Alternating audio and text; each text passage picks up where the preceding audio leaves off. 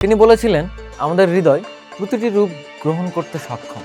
এটি সন্ন্যাসীদের মঠ, মূর্তি পূজারীদের মন্দির, কাবা ঘর কিংবা কোরআনের পাতা সবই হতে পারে।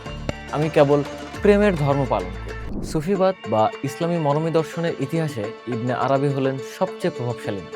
তাকে বলা হয় শেখ আল আকবর বা শ্রেষ্ঠ গুরু। স্পেনের মুর্শিয়াতে জন্ম নেওয়া এই দার্শনিক পুরো মুসলিম বিশ্ব ভ্রমণ করেছিলেন এবং তার দর্শনের মাধ্যমে আধ্যাত্মিকতার এক নতুন দিগন্ত উন্মোচিত করেছিলেন। তার সবচেয়ে আলোচিত দর্শন হল ওয়াহদাতুল উজুদ বা সত্তার একাত্মবাদ। তিনি মনে করতেন, এই মহাবিশ্বের যা কিছু আমরা দেখি তা আসলে একক সত্তার বা স্রষ্টারের ভিন্ন ভিন্ন প্রতিফলন মাত্র। ইবনে আরাবির মতে প্রেমই হলো মহাবিশ্বের চালিকা শক্তি।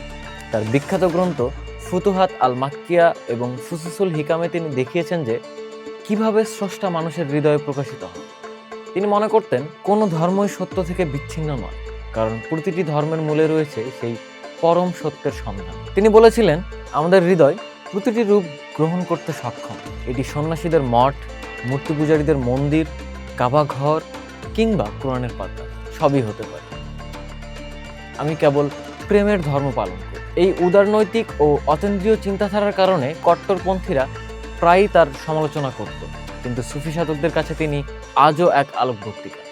তিনি বিশ্বাস করতেন, মানুষকে জানতে হলে আগে নিজেকে জানতে হবে, কারণ মানুষ হলো ক্ষুদ্র মহাবিশ্ব।